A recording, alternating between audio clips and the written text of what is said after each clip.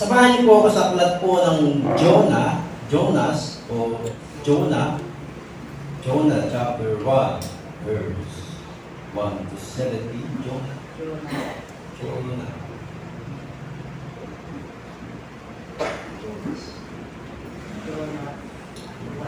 So, dyan po natin manggagaling yung mensahe ng Panginoon. Jonas chapter 1. Walang po natin basahin. Ang aklat na ito ay naglalaman ng mensahe ni Yahweh sa pamamagitan ni Jonas na anak ni Amittai. Isang araw, sinabi sa kanya ni Yahweh, pumunta ka sa Ninive na isang malaking lungsod at sabihin mo sa mga taga roon na umabot na sa aking kaalaman ang kanilang kasalanan. Sa halip na sumunod, ipinasya ni Jonas na takasan si Yahweh. Nagtungo siya sa Joppa at doon ay nagtatagpo ng isang barkong patungong Tarsis. Pagkatapos na magbayad ng pamasahe, sumakay siya sa barko upang maglakbay kasama ng iba pang mga pasaherong patungong Tarsis. Sa ganitong paraan ay inakala niyang makakatakas siya kay Yahweh.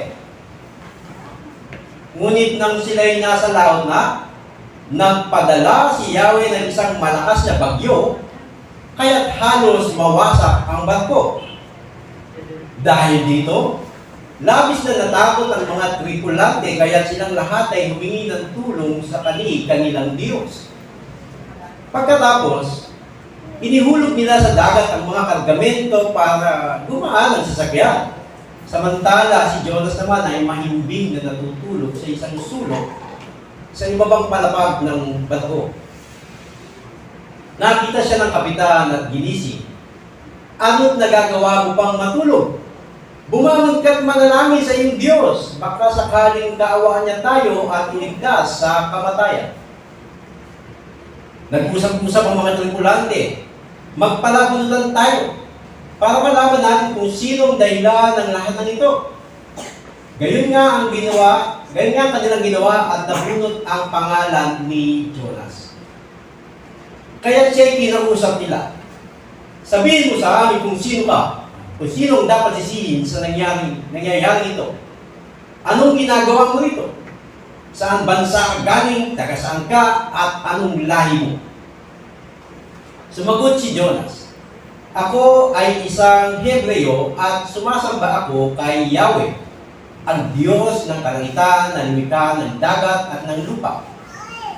Sinabi ni Jonas na tinakasan niya si Yahweh. Nakadama ng matinding takot ang mga nakarinig, kaya sinabi nila kay Jonas, napakalaking kasalanan ang ginawa mo. Lalong lumakas ang bagyo. Kaya tinanong nila si Jonas, ano ang dapat namin gawin sa iyo para pumayapa ang dagat? Ihagis ninyo ako sa dagat at papayapa ito. Alam kong ako ang dahilan kaya nagkaroon ng ganitong kalakas na bagyo, sagot niya. Gayunpaman, sinikap ng mga tripulante na itabi ang barko, ngunit wala silang magawa sapagkat lalong lumalakas ang bagyo. Kaya't nanalangin sila kay Yahweh ng ganito, Yahweh, huwag po ninyo kaming hayaang mamatay dahil sa gagawin namin sa tao ito. Huwag po ninyo kaming parusahan kung mamamatay man ang tao ito. Kayo po, Yahweh, ang may pananagutan dito. Pagkasabi nito, binuhan nila si Jonas at inihagis sa dagat. Agad namang pumayapa ang dagat. Dahil dito, nagkaroon sila ng matinding takot kay Yahweh. Kaya sila ay nagalay ng handog at nangakong maglilingkod sa kanya. Sa utos ni Yahweh, nilamon si Jonas ng isang dambuhalang isda at siya ay nanatili ng 3 araw at 3 gabi sa tiyan nito. Amen. Pinagpala po ang pagbasa sa kanyang mga salita. Ang ating pong pamagat or topic sa araw na ito ay huwag ipagwalang bahala ang mga utos ng Diyos.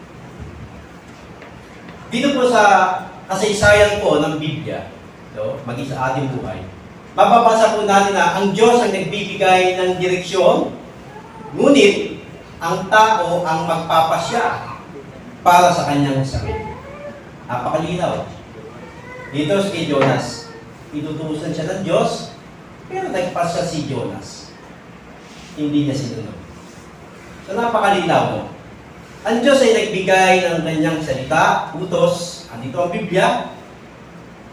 Lantaran po natin pwedeng basahin sa Pilipinas, napakalaya po, pero ikaw pa rin ang magdidesisyon kung babasahin mo at susundin. Tama? Amen. Kapalan po tayo, hindi kumpara sa China at Saudi. Sa China, pinagbabawalan itong Bible. Sa Saudi, ganun din po. No? Kaya, napakapalan po natin. Kayo pa man, ang sabi nga dito, ikaw pa rin ang magdidesisyon. Talagang, babasahin mo yan at susundin. Tulad ni Jonas. So, pangalawa, ano mang nangyayari sa buhay mo, huwag mo ibibintang sa Diyos ang mga bagay na ginawa mo para sa sarili mo. Hindi ba sinisisi mo ang Diyos? O kaya para bang, ano kaya ang ano ng Diyos sa akin? Bakit nangyayari sa akin ito? Eh, minsan kagagawan mo. Hello? Minsan sa katigasan ng ating ulo, napapahamak tayo, napaparusahan tayo, tapos sabi mo, Panginoon, bakit mo hinayaang mangyari sa akin ito? Excuse me po. Dito nangyayari ito sa atin, ang nangyayari po sa atin, kagagawa po natin, bakit po may tatanungin ng Diyos? Kalabitin mo muna katabi mo. Ikaw ba yan, kapatid?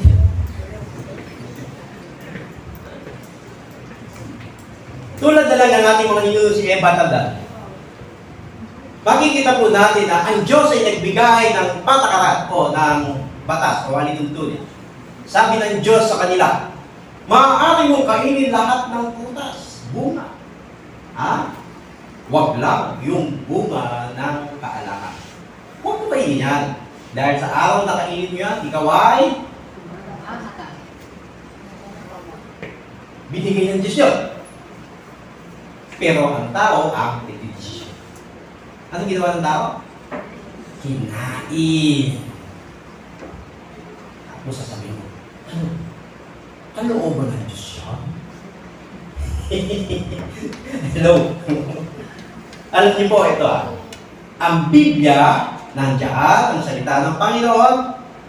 So nandiyan kung paano ka pagpapalain ng Diyos at nandiyan kung paano ka mapapalain. Ikaw ang mag-desisyon. Gusto mo ng pagpapala? Sundin natin ang salita ng Diyos. Gusto mo ng parusa? Gusto niyo ba? Huwag natin sundin kung gusto niyo, pero ayaw niyo, sumunod tayo. Amen, ano? Tingnan po natin ang sinasabi ng 1 Samuel chapter 15, verse 23. Ang pagsuway sa kanya ay kasinsama ng pagkukulang. Kaya kapag nabasa na natin sa salita ng Diyos at pinatamaan ka na mismo ng Panginoon sa kanyang mga salita, ngunit hindi mo yan sinunod, para ka palang mangkukulang. Tingnan mo katabi mo. Nakala ba? At ang katigasan ng uli tulad ng pagsamba sa Diyos-Diyosan. Kaya minsan pinupunan natin yung mga nagpe-fiesta sa mga rebulto. Di ba? Pinuposisyon sa kalsada, tinasayawan nila.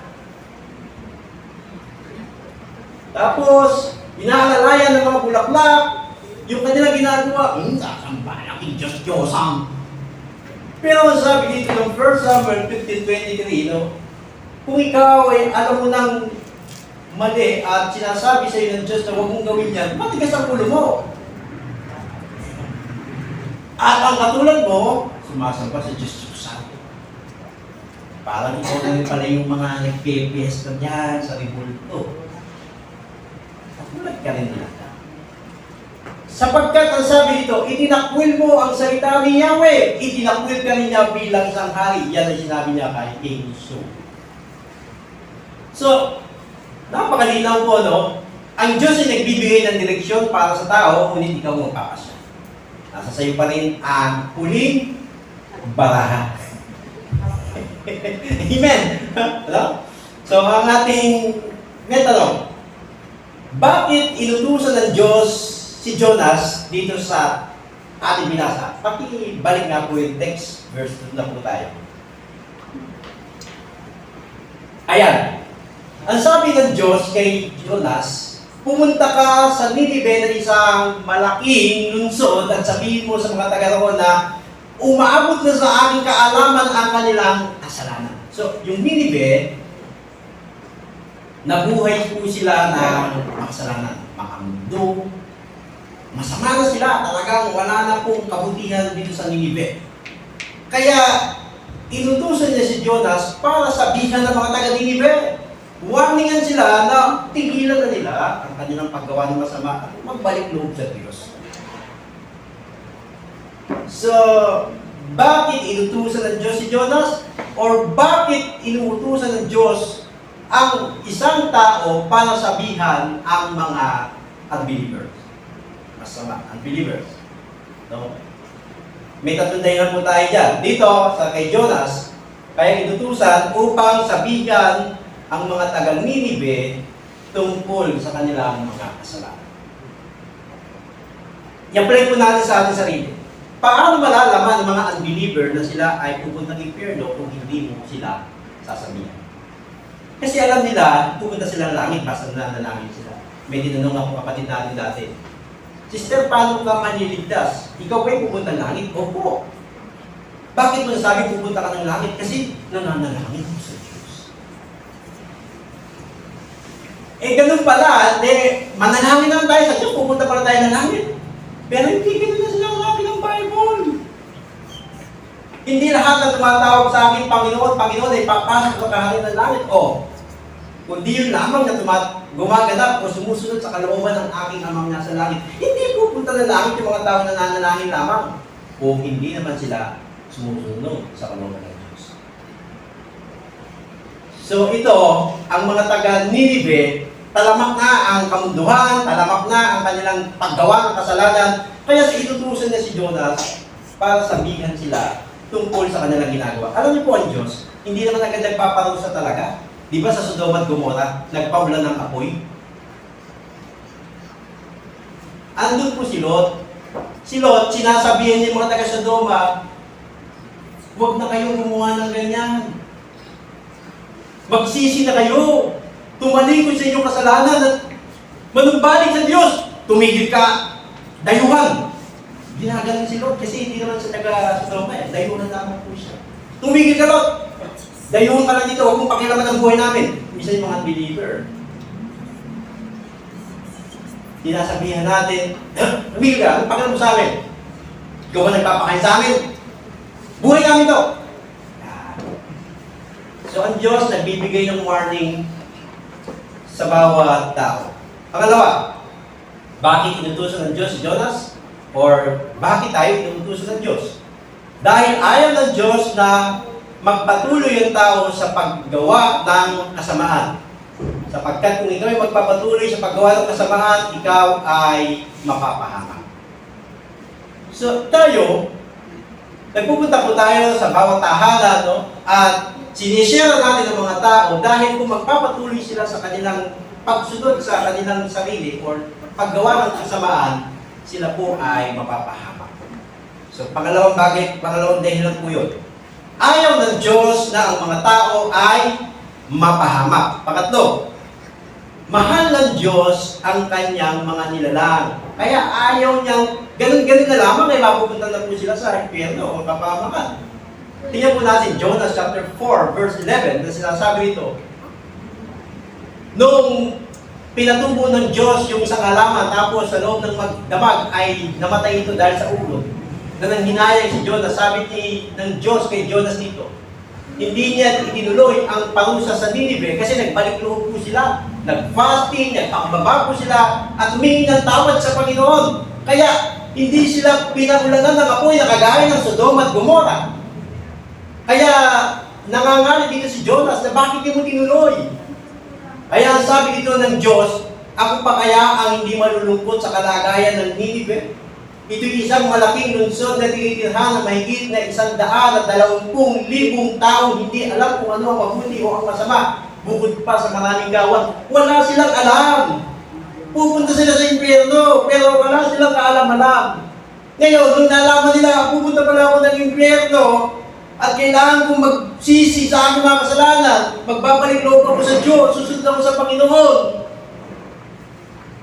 Nakakita ng Panginoon ng pagbalik loob, nagsisi, hindi tinuloy ang parusa.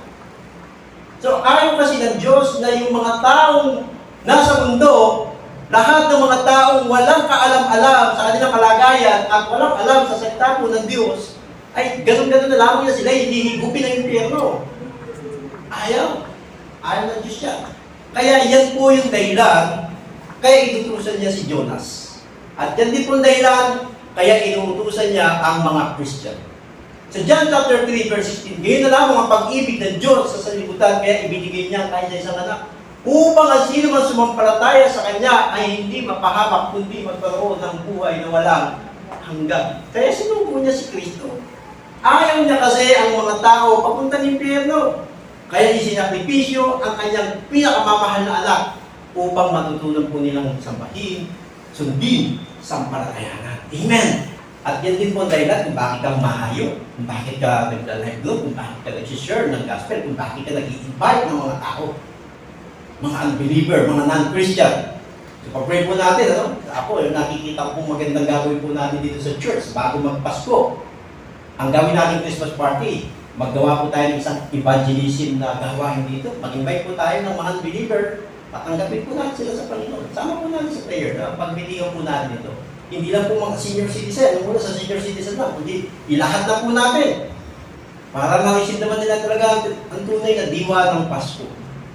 Amen. Amen.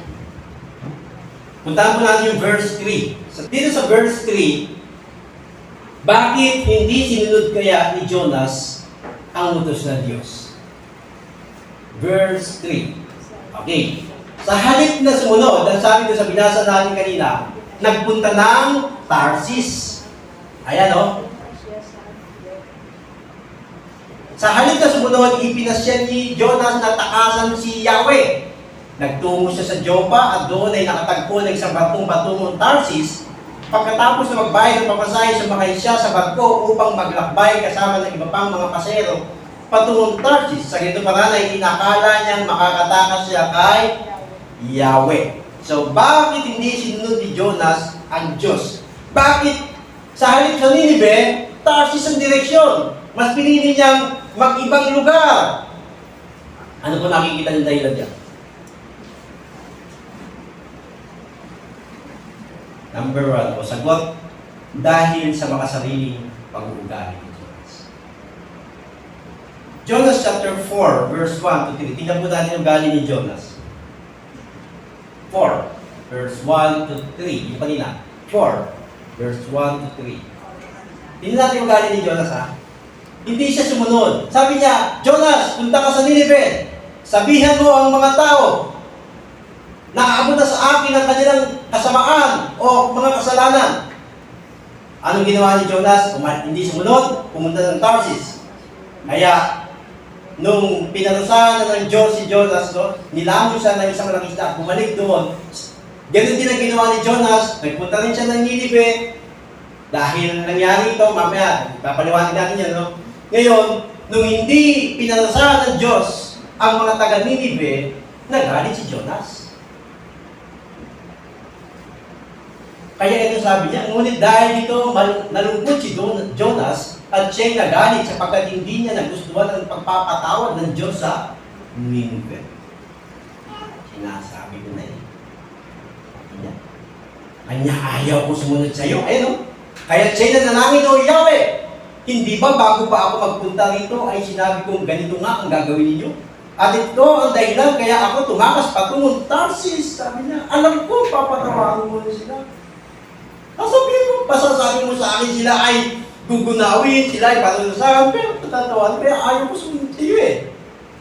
Alam kong kayo ay Diyos na mahabagin at mapagmahal, hindi madaling magalit at wagas ang pag-ibig. Alam kong lagi kayong handang pagpatawad.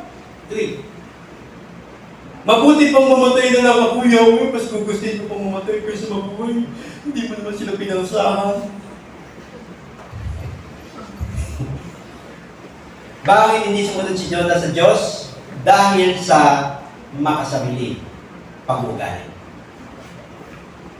Tingnan po natin ano. Ang tao, hindi niya kayang sundin ang Panginoon dahil sa kanyang makasariling pagbubuhay. No.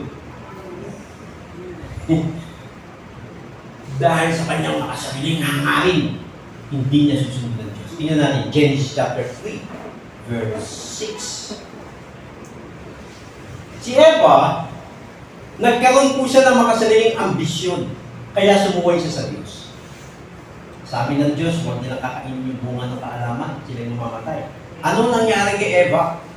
Ang punong kahoy ay napakaganda sa paningin ng babae at sa palagay niya, masarap ang bunga nito. Wow, parang masarap po.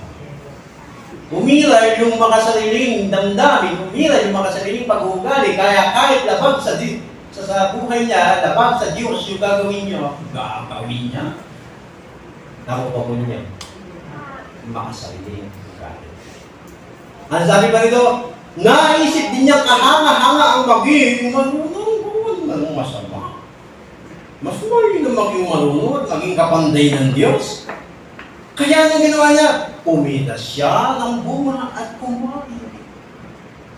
Ngayon, bakit hindi nakakasusunod yung tao sa Diyos?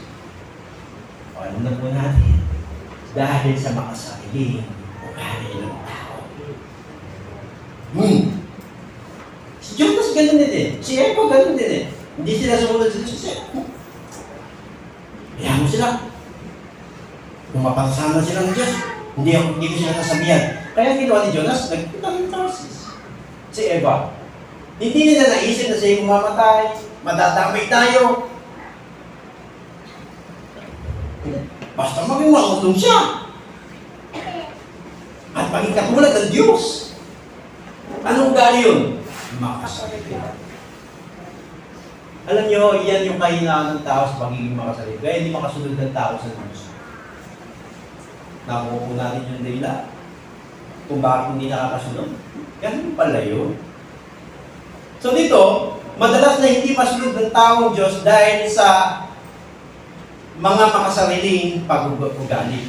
Alam niyo po, ang tawag dyan ng Galacia, pag sinabing makasariling ugali ay pita ng laman or tilig ng laman. Dahil sa laman, sinusuway mo ang Diyos. Dahil sa laman. Galatians 5:17. Sapagkat ang mga nasa ng laman ay laban sa kalooban ng Espiritu. Capital E. Holy Spirit. Magkalaban. At ang kalooban ng Espiritu ay laban sa mga nasa ng laman. Ang sabi nito, laging naglalaban ng dalawang ito, kaya hindi ninyo magawa ang nais ninyo gawin. Alam mo nang mapapahamak ka, alam mo na itong patakaran ng Diyos, pero sinusuway mo pa rin. Bakit? Kasi sa mga sariling ugali mo, yung pita ng laman din, hindi naman nasa katawan mo. Sinusunod mo. Kaya sabi dito ni Apostol Pablo, huwag daw natin itong sundin. Kasi mapapahamak tayo. Verse 16, no? Galatians 5:16. Ang sabi niya, sinasabi ko sa inyo, ang Espiritu ang gawin ninyo patnubay sa inyong buhay at hindi kayo magiging alipin ng hilig naman. Huwag daw natin sundin yung makasariling ugali po natin, yung kita ng laman. Kasi mapapahamak tayo. Ang sabi sa verse 21b, sabi niya, no, muli ko kayong binabalaan, ang gumagawa ng mga ito ay hindi magkakaroon ng bahagi sa kaharian ng Diyos.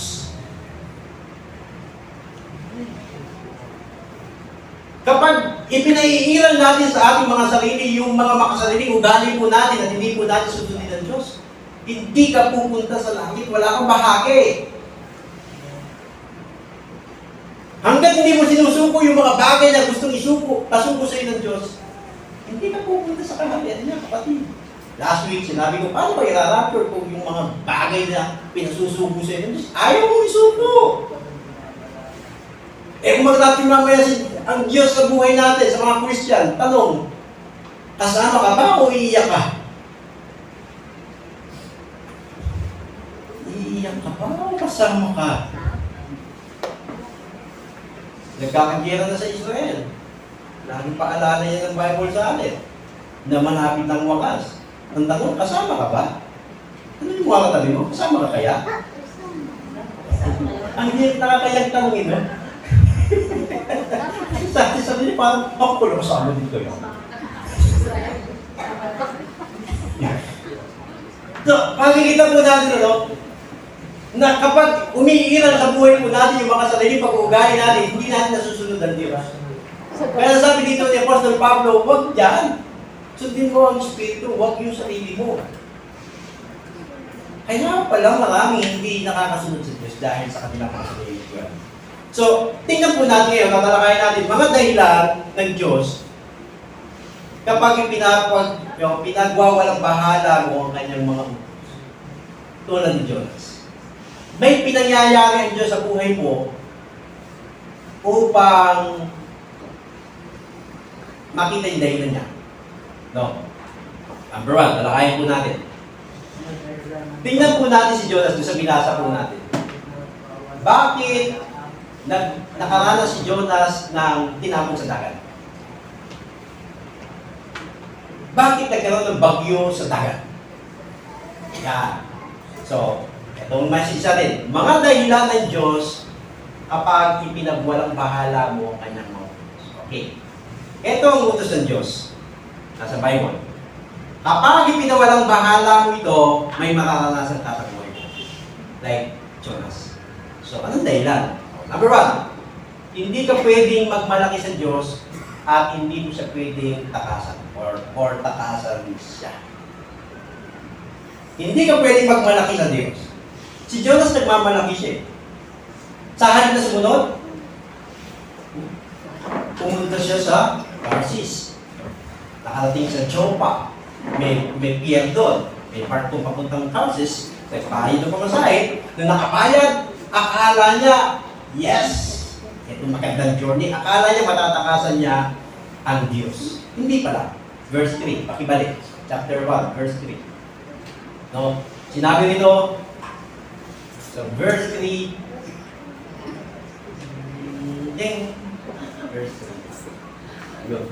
Sa halip na sumunod, ipinasya ni Jonas sa takasan si Yahweh. Nagtungo siya sa Joppa at doon ay nakatagpo ng isang barkong patungong Tarsis.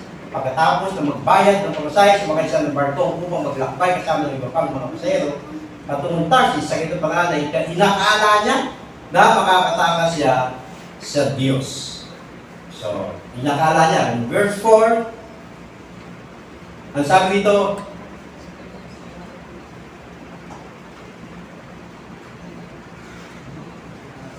ngunit nang sila'y nasa laot, ayan na, naglakbay na siya.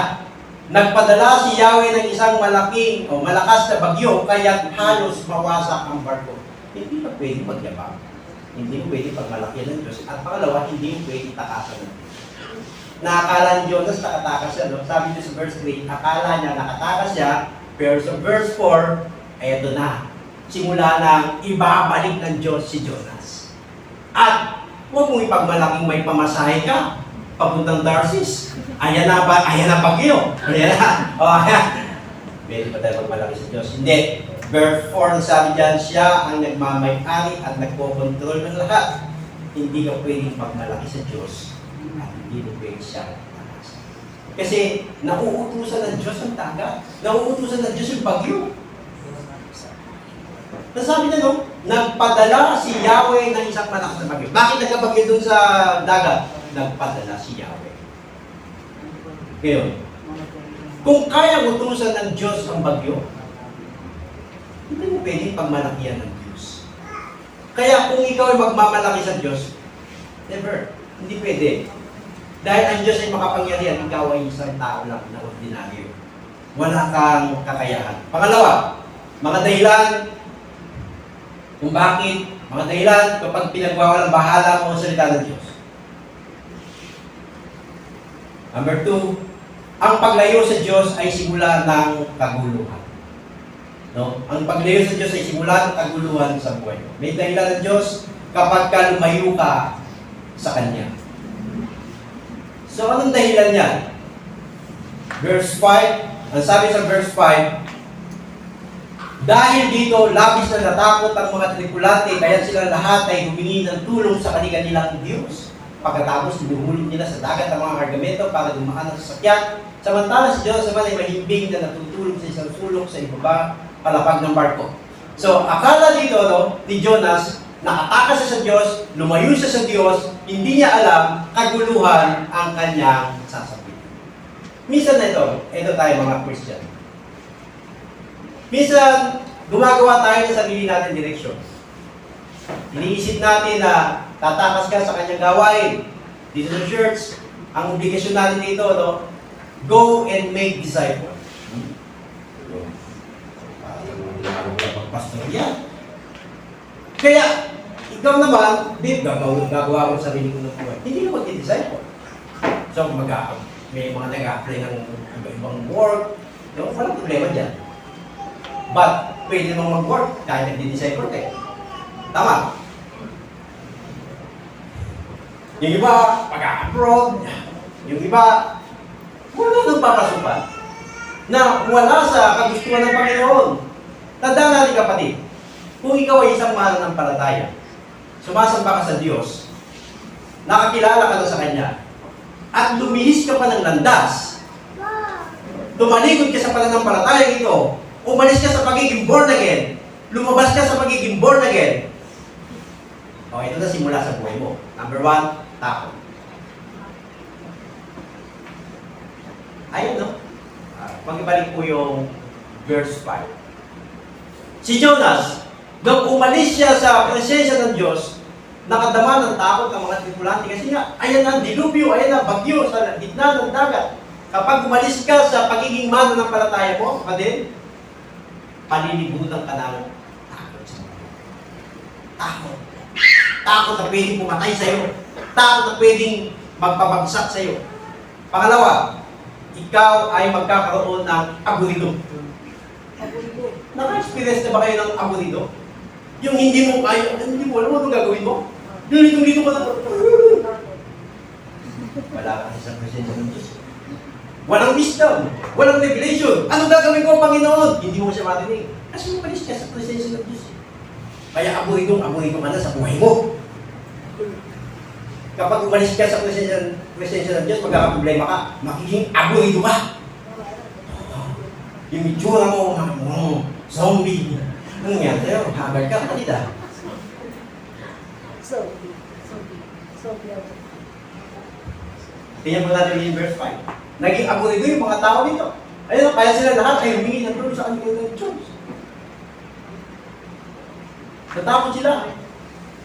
Aburido. Ano gagawin namin? Tinawag nila yung mga Diyos-Diyosa, tinawag nila kung sino yung mga Diyos.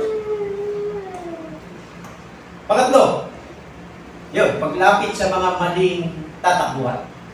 Na ikaw, alam mo, naisip mo agad, tama ko ganito, nangangailangan mo, tama ko ganito. Tatakbo ka sa mga maling tao, tatakbo ka sa maling paniniwala, tatakbo ka sa mga pagkita. Tulad na, lumapit sila sa mga Diyos sa kanya ng Diyos. Pangapat, kapag umalis ka na sa presensya ng Diyos, masasayang ka. May masasayang. Yeah. Masasayang yung buhay mo, masasayang yung oras mo, masasayang lang yung mga panahon na nilapit. Tingnan po natin yung mga nasayang dito sa panahon ng Jonas. Verse 5. Sabi nito, may mga kagamentong tinapon. Bakit tinapon? Para gumaan yung barko. Ang tanong, kung si Jonas hindi tumakas, hindi sumakay sa barkong iyan, itatapo kaya yung mga kagamento? Hindi, no? Bakit tinapon? Kasi may isang Jonas na lumaya sa presensya ng Diyos. Kaya kapag ikaw, umalis ka sa presensya ng Diyos, umalis ka sa pananampalataya nito, may masasayang. Ano kaya yun? Gusto mo pa ba ka lang? Tulad dito ng mga kargamento. Siguro, naglalaman niya ng mga mamahaling alas o kagamitan, mga sasakyan, tinulog lang sa dagat. Sayang. Kakapitan lang yung mga kabilyo, mga... Diba? Bakit tinulog? Kasi nga, umalis sa presensya ng Diyos si Jonas. Christian, ito mensahe dito. Kapag nasa presensya ka ng Diyos, lumilingkod ka, na magbabackslide, o man, yan ang mga mararanasan mo sa buhay. takot. Amor ito. Maling kakapitan at may masasaya. 4. So, yun yung dahilan. Kaya pinararanas ng Diyos ang mga bagay na yan. Kung hindi mo susundin ang salita ng Diyos, yun, mararanasan mo lahat yun. Pangatlo, ano ang pangatlong dahilan? Kapag pinapawalang bahala mo ang salita ng Diyos o utos ng Diyos. Number 3, gisingin ka. Upang gisingin ka. Pakikalagay niya ang katabi mo. Gising, kapatid. Tumutulo laway mo.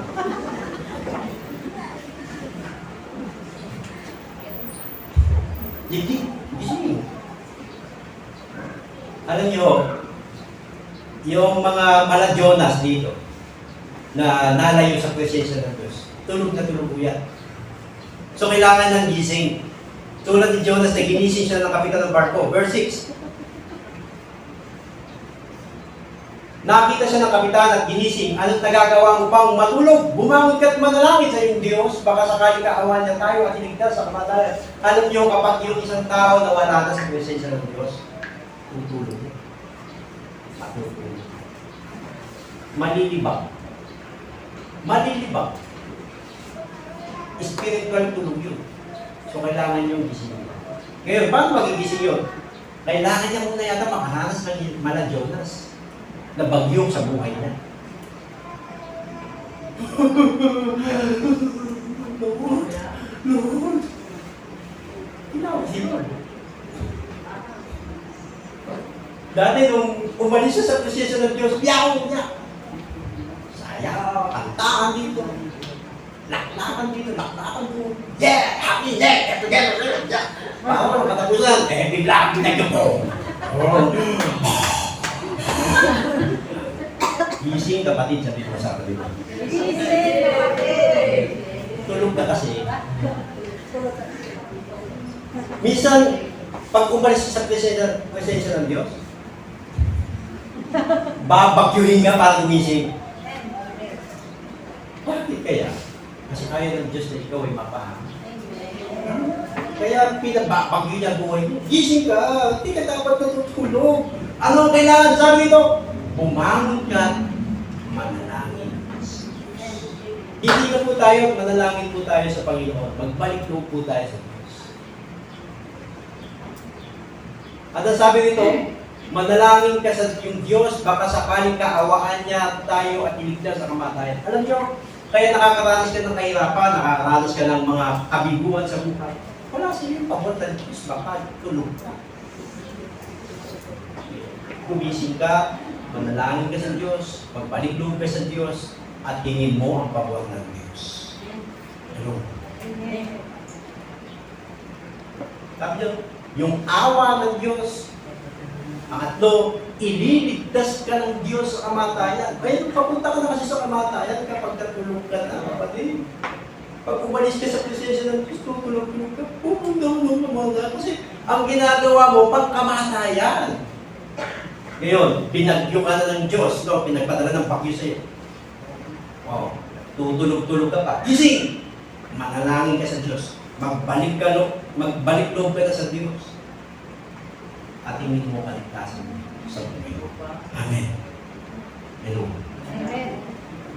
Alam niyo po yung prodigal son? Yung prodigal son, yung bunsong kapatid, hiningi sa ama yung kanyang mana. Nung nahingi, nasa kanya yung kanyang kayamanan, yung pera, umalis, nagpunta sa malayong lugar, nagpakasaya, di ba? Nilustay sa luho yung kanyang pera, no? Hindi niya na malayang naubos yung kanyang pera. Ang bilis lang eh. Tapos, nung wala na siyang pera, nakasukan siya ng isang nag-aalagang baboy sa isang poultry. Nagkaroon po ng tagutom po doon, nagkaroon ng crisis. So, hindi na siya masupply ng pagkain ng kanyang amo. Kaya ang nangyari, yung pagkain ng baboy, sinubukan niya kainin. Kumain ng kung pigs. Sabi na, nakalala niya yung kanyang mga pamilya niya. Naalala niya yung tatay niya, yung kapatid niya, naalala niya yung mga empleyado nila. Sabi niya, doon sa amin, yung mga empleyado, masarap ang buhay. Nagbalik loob siya. Bumalik sa tatay. Pero sabi niya, tay, hindi mo na ako kailangan tanggapin bilang anak. Tanggapin ko na lang ako bilang isang empleyado kasi mahirap yung kalagayan ko doon. Pero nung ginawa ng tatay, di ba? Niyakap siya. Niyakap siya ng tatay kahit amoy baboy siya. Baho ko na ko. Kaya ang sabi niya, paliguan mo nga! Di ba? Paliguan! At bihisa ng maganda. Isuot yung singsing, tanda na siya yung anak niya. Ibinalik ang kanyang karapatan ng Panginoon anak. So, nagising yung prodigal son eh, di ba? Anong nagising sa kanya? Pagkain baboy. Di ba? Wala sa makain eh. Gusto niya kainin yung pagkain baboy eh. Siguro sinipukan niya. Nung hindi niya talaga kaya simunain, nagising siya. Naalala niya bigla yung mga empleyado. Pati ba? Gising kapatid, sabihin mo. Gusto mo ba na kumain ng pagkain baboy bago ka gumising? Pangalawa, David. Alam niyo po si David, pag binasa mo ang Old Testament, isa siyang great warrior. Ang dami niyang mga sinakop na bansa, dinigma niya yung mga magagaling na hari kasi kasama niya ang Diyos. Tama, no? Ngayon, dahil puro tagumpay ang nangyayari kay David, isang araw, hindi na siya kasama sa bakbakan o sa giyera, nandun na siya sa palasyo. So, parang nagkaroon na siya ng kapanatagan, no? Parang kaya-kaya ng mga army mo yan. Kahit wala ako dun. Nagkaroon na siya ng pride. God. So, nalunod na siya sa pagiging magiting na hari. Na hindi niya naman malaya na nalilihis na pala yung kanyang spiritual. At nasabi niya, ako isang great na king, kaya kong sakupin ang lahat ng gusto kong sakupin. Yung gusto kong angkinin, kaya kong angkinin. Kaya ang nangyari, yung hindi niya asawa, inangkin niya.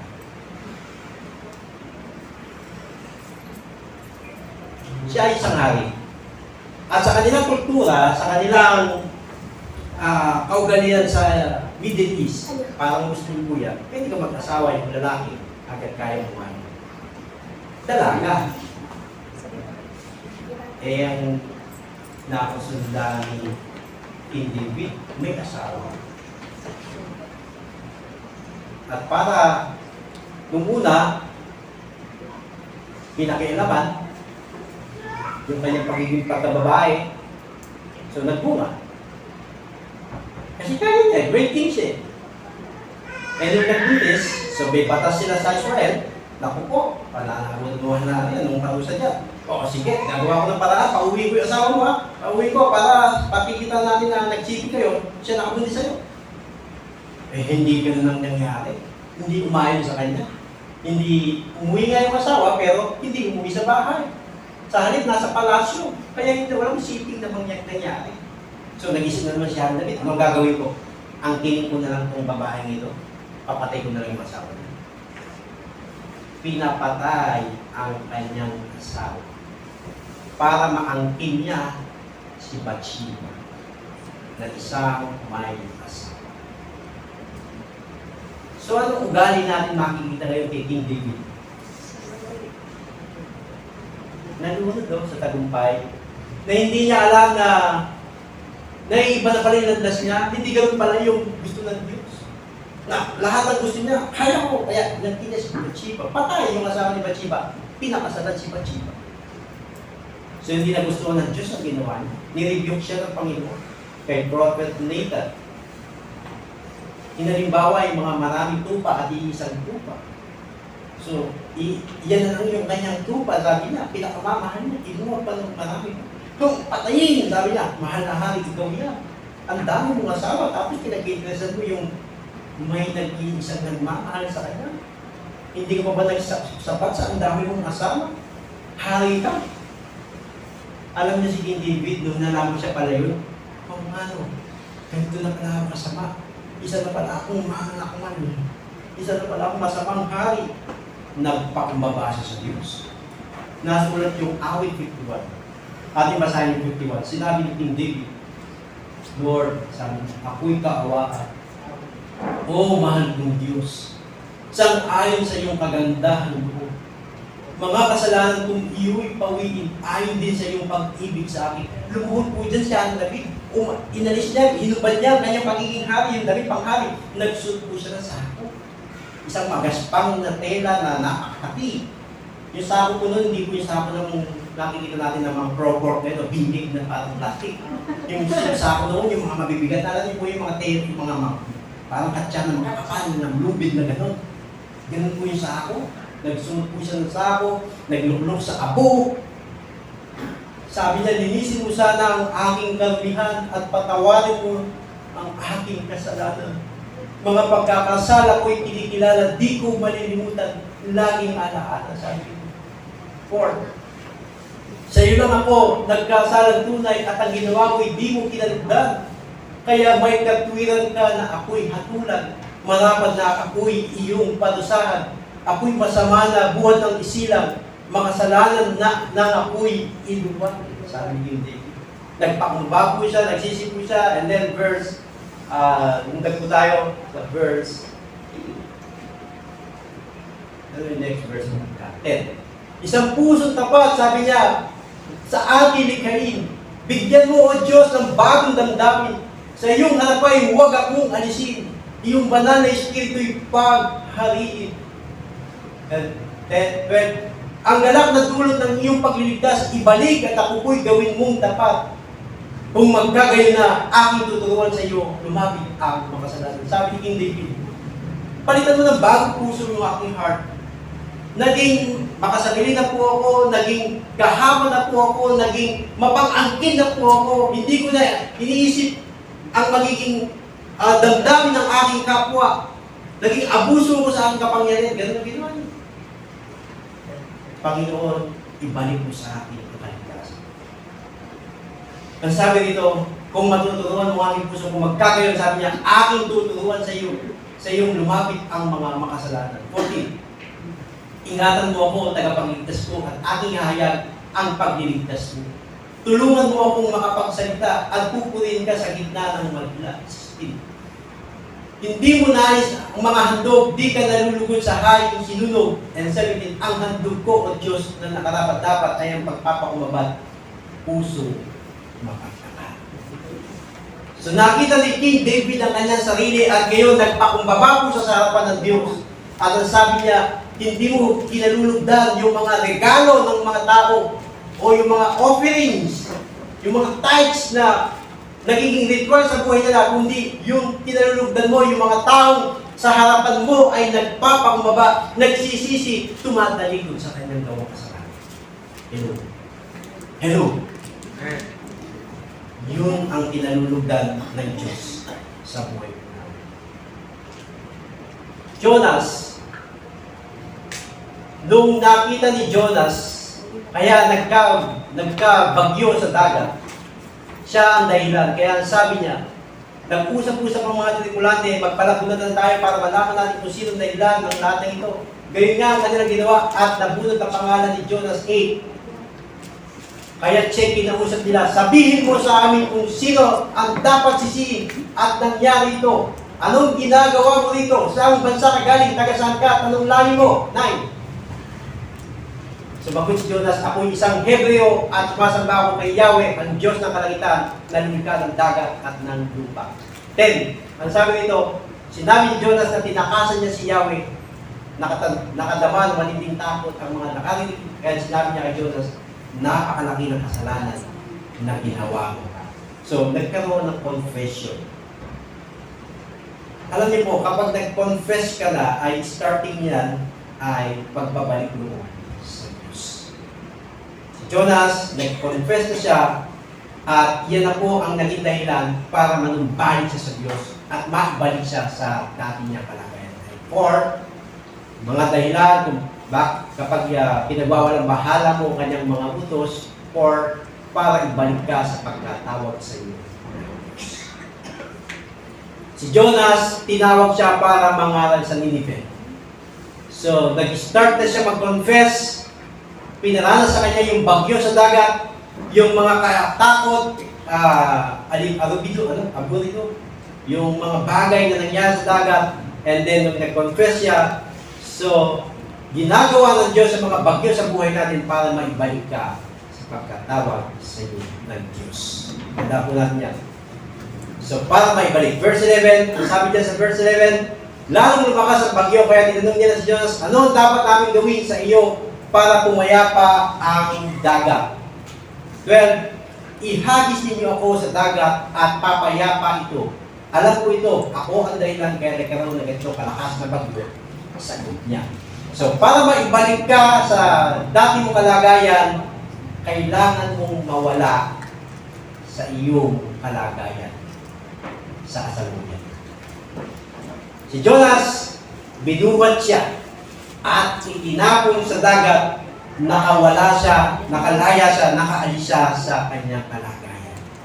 Number 2, pangalawa, verse 13, gayon pa man sinikap ng mga tripulante na itabi ang barko, ngunit wala silang magawa sapagkat lalong lumalakas ang bagyo. 15. Kaya nanalangin sila kay Yahweh ng ganito, Yahweh, huwag po ninyo kaming hayaang mamatay dahil sa gagawin namin sa tao ito. Huwag po ninyo kaming parusahan kung mamamatay man ang tao ito. Kayo po, Yahweh, ang may pananagutan dito. Pagkasabi nito, binuhat nila si Jonas, inihagis sa dagat, agad naman pumayapa ang dagat. So makikita po natin hanggang verse 16. Verse 16, dahil dito nagkaroon sila ng matitinding takot kay Yahweh, kaya sila nag-alay ng handog at nangako maglilingkod sa kanya. So ito ang mali. Bago ka makabalik sa dati mong kalagayan, kailangan kang umalis sa kasalukuyan mong kalagayan. Katulad ni Jonas, binuhat siya at inihagis sa dagat. At kapag ikaw ay nag-confess na at nagsimula ka ng magbalik loob, tandaan po natin, may makakakilala na sa Diyos dahil sa iyo. Tulad ng mga nagbuhat na yan kay Jonas. Natuto po silang manalangin kay Yahweh. Hindi naman nila kilala si Yahweh. Ibang Diyos naman nila tinatawagan. Pero pinakilala ni Jonas si Yahweh. Tumakas ako kay Yahweh dahil siyang lumikha ng dagat, nang lumikha ng mundong ito. Napakalaki na kasalanan mo, sabi niya. Nung nanalangin sila, at etong nangyari. Natuto po silang mag-alay ng handog at nangakong maglilingkod sa Kanya ng mga tao. Mga kapatid, kapag ikaw ay nagpasya na magbalik loob sa Panginoon, may makakakilala na sa Diyos sa iyong pagbabalik loob sa Kanya. May, antimano, mayroong benefits, mayroong makikinabang. Sino kaya yan? Maaaring yan yung mga nakasama mo sa barko o sa barko ng pagdurusan, kung saan ka nabuhay, kung saan ka umidmi nung ikaw ay lumabas o umalis ka, tinakasan mo si Lord. So sila ang aakayin mo ngayon sa Panginoon. Hello. Pangatlo, ang Diyos ay may inuutusan upang ibalik ka sa dati mong pagkatawa o kalagayan. Ano inutusan ng Diyos dito para ibalik si Jonas sa Nineveh? Dambuhala, isda. 17. Sa utos ni Yahweh, nilamon si Jonas ng isang dambuhalang isda at siya'y nanatili na 3 araw at 3 gabi sa tiyan nito. Palangoy-langoy, palangoy-langoy, palangoy-langoy, binalik din sa Nineveh. So, message. Para ibalik ka ng Diyos sa dati mong kalagayan, may uutusan siya. Para maibalik sa iyo yung dati mong kalagayan, may uutusan siya. Ano ba nawala sa iyo? Ano ba ang nawala mo sa buhay mo? Ano ang nawala mo? Naluso? Salvation? Kayamanan kaya? Posisyon? Pangalan? Katanyagan? Ano? Ang sabi nito, kapag ikaw ay nagbalik daw sa Diyos, may uutusan ng Diyos para ibalik sa iyo ang dating kalagayan. Amen.